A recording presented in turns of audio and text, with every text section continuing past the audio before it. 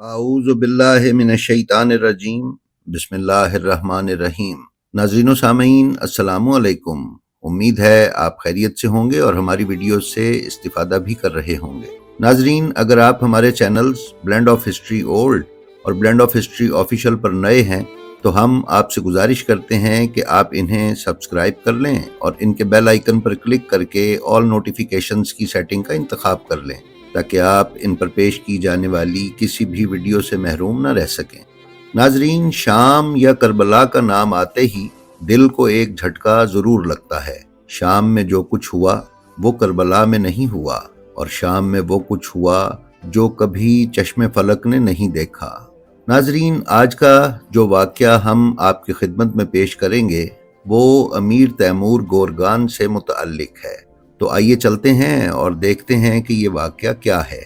अमीर तैमूर गोरगान, जिसका पूरा नाम मिर्ज़ा शुजाउद्दीन बेग मोहम्मद ख़ान तैमूर था, नीज़ वो तैमूर लंग के नाम से भी मशहूर था, उज़्बेकिस्तान के शहर समरकंद के नवाही कस्बे कीश के बरलास कबीले में सन 1336 में पैदा हुआ।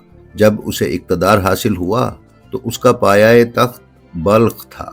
ये वहाँ से दुनिया फतह करने निकला और दुनिया के कई ममालिक मसलन रूस, हिंदुस्तान, ईरान, तुर्की, इराक और शाम वगैरह उसने फतह कर लिए। इस बादशाह ने इस कदर क़िताल किया कि लोग चंगेज़ खान और उसकी औलाद को भूल गए। लोग उसका नाम सुन के ही दहशत से थर थर कांपने लग जाते। अमीर तैमूर के बारे में अवामी रिवायत ये है कि हिंदुस्तान में ताज़ियादारी अमीर तैमूर ने शुरू करवाई और अमीर तैमूर नज़रियात के एतबार से मकतब अहले बैत का एहतराम करने वाला और सादात को इज़्ज़त देने वाला था। अल्लामा हाफिज़ किफ़ायत हुसैन साहब ने अपनी किताब रिवायात अज़ा में किताब शजर तूबा के हवाले से एक वाक़या बयान किया है कि जब अमीर तैमूर ने मुल्क शाम पर कब्ज़ा किया तो मुहिब्बे अहले बैत होने की वजह से उसके दिल में खिलजानी कैफियत थी।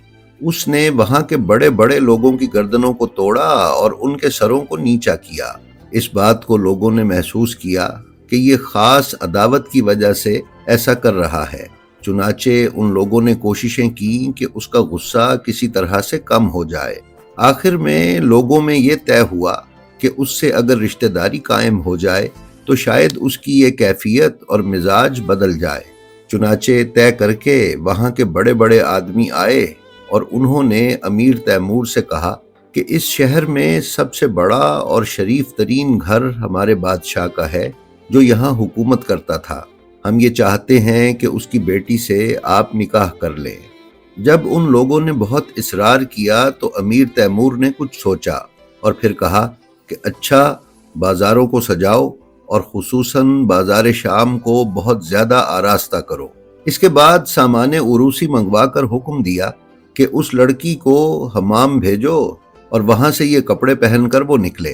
फिर उसने अपने एक मुलाजिम को हुक्म दिया कि एक लागिर सा ऊँट उस हमाम के दरवाजे पर ले जाओ और जिस वक्त वो निकले तो उस लड़की को इस पर सवार करवाओ और बाजार से गुजारो। लिहाजा खादिम जिस वक्त वो ऊँट लेकर दरवाजे पर पहुंचा तो लोगों ने पूछा कि ये क्या मामला है। उसने कहा कि मुझे बादशाह ने हुक्म दिया है कि मैं इस लड़की को इस ऊँट पर बिठाकर बाजार से गुजारूं, और सुनो, खबरदार कोई करीब ना आने पाए और ना इसके गिर्द कोई पर्दा ताने। लोगों ने जब ये सुना तो बहुत परेशान हुए और मिलकर बादशाह के पास आए और उससे कहा कि क्या ये हुक्म आपने दिया है कि शहजादी इस तरह से बाजार से गुजारी जाए? अमीर तैमूर ने कहा, हाँ, मैंने ही ऐसा हुक्म दिया है। नाजरीन, इस पर वो लोग फरियाद करने लगे कि ये आप क्या कर रहे हैं? ऐसा तो कभी जाहिलियत के ज़माने में भी नहीं हुआ कि एक शरीफ औरत को इस तरह से जलील किया जाए। अमीर तैमूर ने जवाब दिया, ये ठीक है जो तुम कहते हो कि ऐसा जाहिलियत के ज़माने में भी नहीं हुआ, मगर तुम लोगों के नज़दीक तो ये एक बहुत अच्छा फेल है, इसीलिए मैं ऐसा करना चाहता हूँ। लोगों ने कहा, जनाब, वो बादशाह की बेटी है, बड़ी अफीफ है, ये आप क्या कर रहे हैं?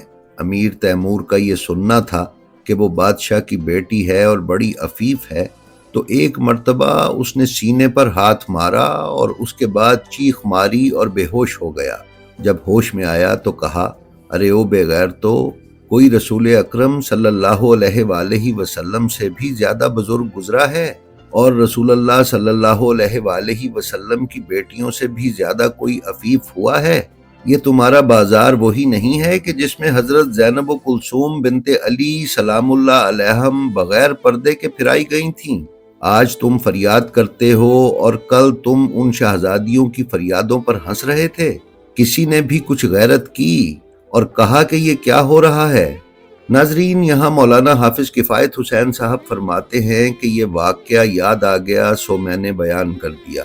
مسلمانوں، حسین مدینے سے اس لیے چلے تھے کہ اس کے بغیر چارہ کار نہ تھا۔ اسلام جتنا بھی اس وقت موجود ہے وہ امام حسین علیہ السلام کا صدقہ ہے۔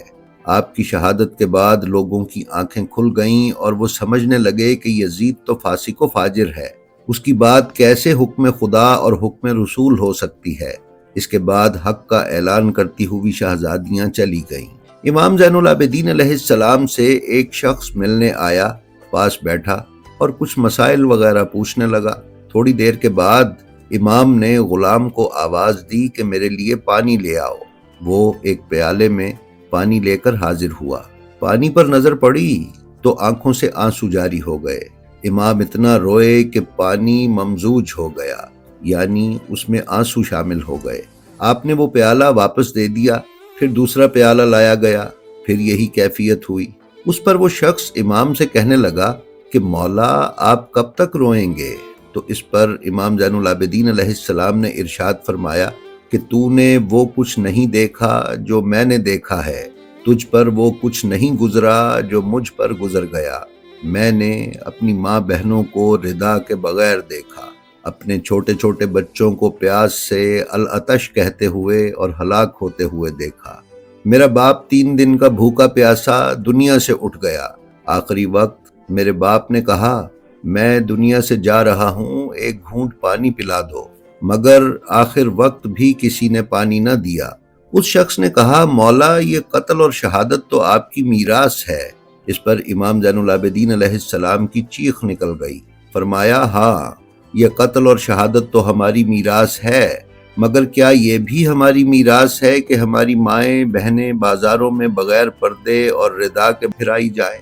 ناظرین، پھر مولانا فرماتے ہیں کہ ایک بات میں اور عرض کر دوں کہ امیر تیمور کا بازار شام والا قصہ ذہن میں رکھیے گا، جب خود پر پڑتی ہے تو پتہ چلتا ہے۔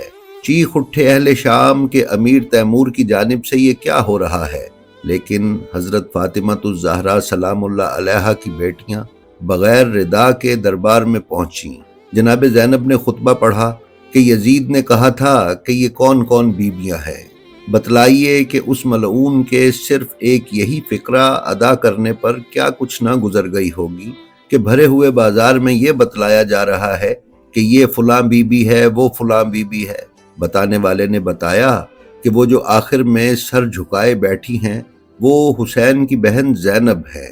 یزید اپنی ظاہری فتح کے غرور میں اندھا ہو گیا تھا۔